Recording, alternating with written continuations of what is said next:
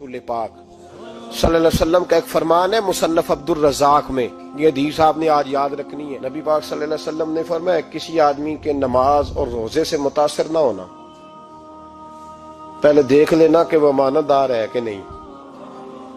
किसी के नमाज रोजे से मुतासर नहीं होना, पहले देख लेना कि दयानतदार है कि देखना लोगों की जेबों पे कितनी नजरें डालता है। फरमाया बहुत सारे नमाज रोजे वाले धोखेबाजी करते हैं, दयानती न करें, अपने ओहदे का पास रखें, अपने मनसब का ख्याल रखें।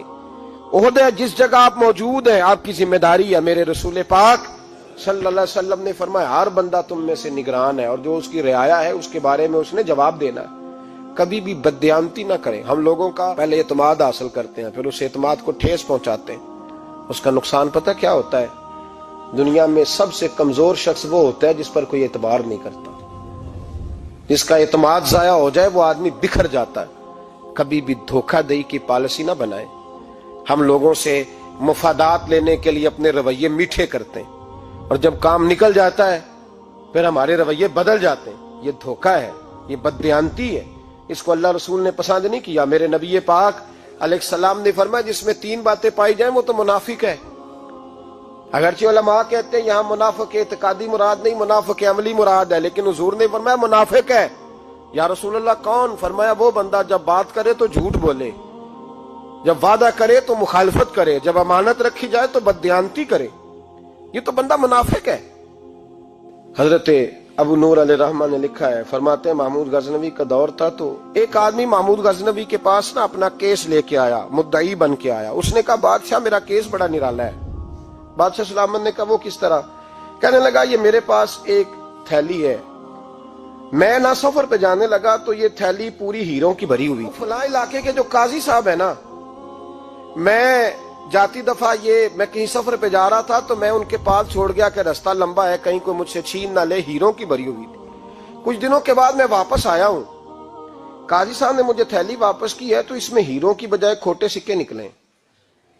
अब मैंने काजी साहब से कहा है तो काजी साहब तो मेरे गिरेबान तक आते हैं, वो कहते हैं बता कहीं से फटी है, खुली है? वो जिस तरह टांके लगा के तूने सी थी उसी तरह लगे हुए हैं कि नहीं? तो हुजूर लगे भी बिल्कुल उसी तरह है, ना फटी है ना खुली है। अब मैं लुट गया हूं, मेरी कुल उम्र की कमाई जाया हो गई, खोटे सिक्के कहां और हीरे कहां? तो मेहरबानी करें और आप की बारगाह में अल्लाह रसूल के नाम पर हलफ देता हूं कि मैं हूं बिल्कुल सच्चा। महमूद गजनवी कहने लगे तू जा, थैली छोड़ जा और जब मैं तुझे बुलाऊंगा फिर दोबारा आना। वो शख्स चला गया। महमूद गजनवी उठे, दरबार बर्खास्त किया, लोगों से कहने लगे चले जाओ, मैं 3 दिन के लिए सैर करने जा रहा हूं, 3 दिन के बाद लौटूंगा। अकेले जब रह गए ना महमूद दरबार में तो महबूब ने छुरी मंगाई। वो जिस तख्त पे बैठते थे वहां गद्दा बिछा हुआ था, ये गद्दा पड़ा है ना, वो गद्दा बिछा हुआ। तो महमूद ने छुरी के साथ उसको फाड़ डाला और छुरी जेब में रखी, निकल गए। कहने लगे मेरे बाद कोई मेरे दरबार वाले इहाते में दाखिल ना हो। महमूद चले गए। अब वो सफाई करने वाला जब आया ना, उसने आके देखा तो गद्दा तो फटा हुआ है। उसने शोर डाल दिया, पहरेदार भी आ गए, फलां साहब भी आ गए, फलां साहब। उसने कहा ओ खुदा के बंदो उसका गद्दा फट गया है, वो तो मार डालेगा। उसने कहा था सिवाय सफाई और निगरानी वाले के दूसरा आए कोई ना, और यहाँ आया भी कोई नहीं। पहले दिन ही फटा हुआ है तो लटका देगा सबको, क्या करें? शोर हो गया, सारे दरबार के मुलाजिमीन इकट्ठे हो गए। एक बंदा बोला, कहने लगा फिक्र ना करो, मैं कैसे बंदे को जानता हूं, इस तरह सिएगा कि जिसने फाड़ा होगा उसे भी पता नहीं चलेगा कहां से फटा था। ऐसा बेहतरीन रफू करेगा कि पता भी। उसने कहा यार हम सारे 1-1 महीने की तनख्वाह देते हैं, तू बंदा बुला। वो बुला लिया उसको, उसका नाम मोहम्मद रफूगर था। वो आया, उसको गद्दा दिखाया, उसका यार इस तरह सीना पता ना चले। उसने कहा फिक्र ही ना करो, मैं बड़ा कारीगर हूं। बड़े बड़े कारीगर लोग नहीं हमारे मुल्क में पाए जाते, कोई निशान छोड़ते हैं पीछे? बड़े कारीगर का पैसे होने चाहिए, बड़े बड़े कारीगर बंदे। आप यकीन करें ऐसा ऐसा फलसफा, ये उम्रा इबादत है ना, सरकार दो आलम सल्लल्लाहु अलैहि वसल्लम की बारगाह की हाजिरी बड़ी नेमत है ना।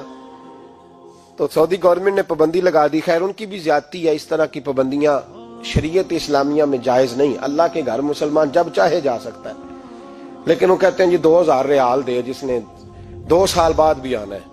उन्होंने पाबंदी लगाई तो हमारे एजेंटों ने भी कई खास ट्रेनिंग हासिल की हुई है, पता नहीं कहां से सीख के आए, उन्होंने भी रास्ता निकाल लिया। ایک صاحب سے میں نے کہا کہ جناب وہ 2000 ریال لگ گیا تو کیا کرنا ہے؟ کہنے کوئی مسئلہ نہیں، پاسپورٹ نواں بنوا لو، گنجائش ہے، یعنی ہر شے کا حل ہے۔ تو میں نے کہا یار اب عمرہ کرنے جاتے وقت بھی بندہ دھوکہ دے کے جائے، اللہ کے گھر جاتے وقت بھی اس طرح کی حرکت کرے، کیا حال ہو گیا؟ ہر چیز کا لوگوں نے حل نکال لیا، ہر چیز کا لوگوں نے سٹائل بنا لی۔ ایسا نہ کریں، یہ درست نہیں۔ احمد رفو گر کہنے لگا اس طرح سیوں گا کہ پھاڑنے والے کو بھی پتہ نہیں، ان کا پیسے لے یار تو سی دے۔ اس نے سی دی، اگلے شام ہی لا کے بچھا دیا گدا۔ تیسرے دن بادشاہ سلامت آئے، آ کے پہلی نظر گدے پہ ڈالی، اس نے بلایا سب ملازمین کو، کہا کس نے سیا ہے؟ کہا جناب کیا ہوا؟ کہا یہ پھٹا ہوا تھا۔ کس نے؟ کہا نہیں پھٹا ہی نہیں۔ وہ کہنے لگے بنو بات، میں خود پھاڑ کے گیا تھا، تو بتاؤ صحیح سیا کس نے ہے؟ کہا جناب آپ پھاڑ کے گئے تھے تو بتایا کیوں نہیں؟ فرمانے لگے اسی لیے تو بتایا نہیں تھا کہ تم خود تحقیق کر لو، بلاؤ بتاؤ سیا کس نے۔ تو بلا لیا، احمد رفو گر آ گیا۔ اس کو جب بلا کے سامنے بادشاہ کھڑا کیا، کہا بھئی تو نے سیا ہے؟ کہنے لگا حضور آپ کے سارے ملازم کٹھے ہو کے آئے تھے، میری غلطی کوئی نہیں۔ کہا نہیں یار تو بڑا کاریگر ہے، میں نے اپنے ہاتھ سے پھاڑا تھا پر مجھے بھی نہیں پتا چل رہا کہاں سے پھٹا تھا۔ اچھا یہ بتا یہ تھیلی جو ہے یہ بھی تو نے سی تھی؟ اس نے کہا جی آپ کے خادم کا ہی کارنامہ ہے، وہ فلانے علاقے کے قاضی صاحب آئے تھے، اس میں سے ہیرے نکال کے تو کھوٹے سکے بھرے تھے، تو مجھے بھی تھوڑا سا حصہ ملا تھا۔ محمود نے سارے گواہ بھی اکٹھے کر لیے، ثبوت بھی اکٹھے کر لیے۔ پھر قاضی کو بلایا، پہلے سارے ثبوت اور گواہ کیس حل کر لیا۔ پھر ہمارے ہاں یہ حال ہوتا ہے کہ مدعی 2-3 ہفتے کے بعد خود ہی ہاتھ باندھ جاتا ہے، کہنا تسی میری جان چھڈو، مجرم پھڑو پاوے نہ پڑھو۔ وہ کہتا ہے مجھے معافی دو، میں رہا۔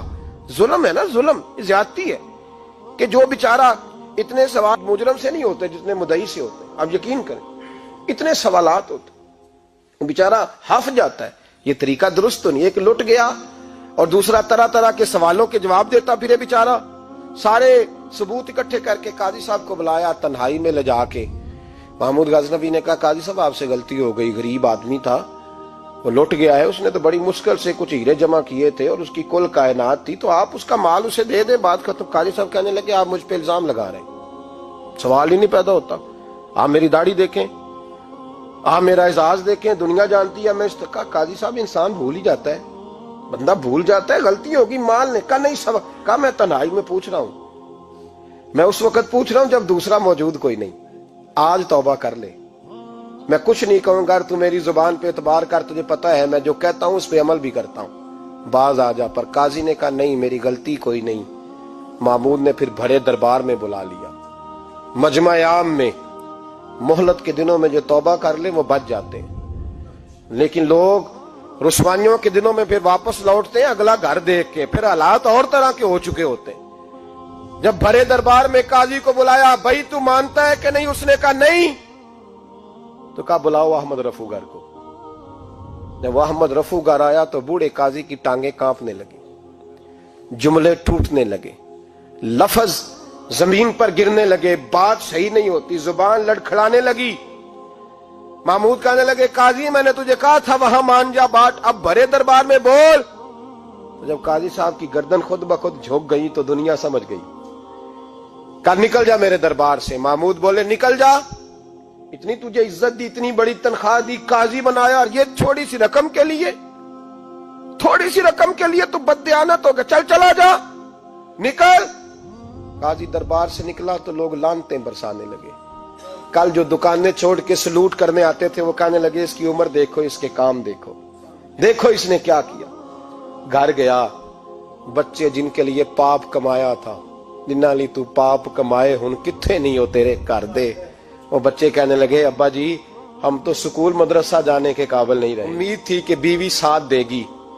وہ کہنے لگی میں میکے کیسے جاؤں گی، گلی کی عورتیں طرح طرح کی باتیں بناتی ہیں۔ اور بھائی کامیابیوں کے بڑے سربراہ ہوتے ہیں، کوئی کامیاب ہو جائے تو سارے کہتے ہیں میری سپورٹ سے ہوا ہے، ناکامیاں ہمیشہ یتیم ہوتی ہیں، ناکامیوں کا کوئی سربراہ نہیں ہوتا۔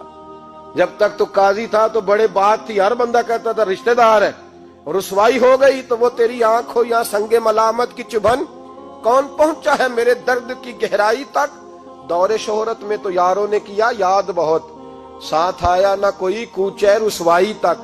اور میاں صاحب کہنے لگے ساری عمر ہی آٹا گد ہے، میں لکھاں کیتے نہیں پیڑے، اب وقت آیا ہی تے محمد بخشا کوئی نہیں ہوں بیٹھا نیڑے، حالات ہی بدل گئے۔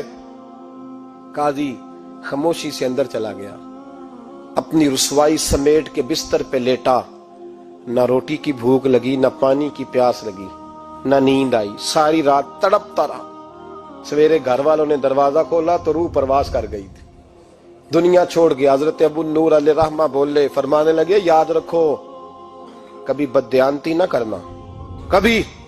یہ تو محمود غزنوی کی عدالت تھی، قیامت میں رب کریم کی عدالت لگے گی۔ اور فرمایا وہاں تو گواہی دینے والا احمد رفو گر تھا، قیامت میں تو تمہارے اپنے ہاتھ پیر گواہیاں دیں گے، ہمارا اپنا وجود گواہی دے گا۔ اور فرمایا یہاں تو لانتے دنیا دار برساتے تھے، وہاں فرشتے ہوں گے۔ اور قاضی کو تو موت آ گئی تھی، قیامت میں تو دوبارہ موت بھی کوئی نہیں آئے گی، وہاں تو رہنا ہے اور سہنا ہے۔ بددیانتی معاشرے میں، اتنی بددیانتی ہر جگہ۔ اس معاشرے کا بھی کچھ بنے گا جہاں دوائی بھی خالص نہ ملے، جہاں دوائی میں بھی بددیانتی ہو۔ لوگ اپنے بچے کو آکسفورڈ یونیورسٹی میں پڑھانے کے لیے غریبوں کے بچوں کے رگوں میں جو دوائی اتارے وہ بھی 2 نمبر۔ اتنا بڑا بھی کوئی بددیانت معاشرہ ہوتا ہے کہ لوگ یہاں تک دھندا کریں، یہاں تک کہ لوگ لوگوں کی زندگیوں سے کھیل جائیں اور ہمیں احساس تک نہ ہو کہ کوئی مر جائے گا، کوئی ڈوب جائے گا، کیا بنے گا۔ اور جس نے وہ اپنی رجسٹر کی دوائی کی، اس نے 2-4 لاکھ روپیہ لیا اور اس نے یہ نہیں سوچا کتنے انسان میری وجہ سے مریں گے۔ قتل صرف یہ تو نہیں ہوتا گولی مار کے مار دینا، لوگوں کی زندگیوں سے لوگ کھیل جاتے ہیں، لوگ تباہی کر جاتے ہیں، لیکن بددیانتی سے باز نہیں آتے۔ میرے رسول پاک علیہ السلام کے غلاموں، نبی پاک صلی اللہ علیہ وسلم نے ذرا سی بددیانتی، اور صحابہ کا یہ مزاج تھا، اتنی سی بھی کبھی ان سے غلطی ہوتی تو تڑپ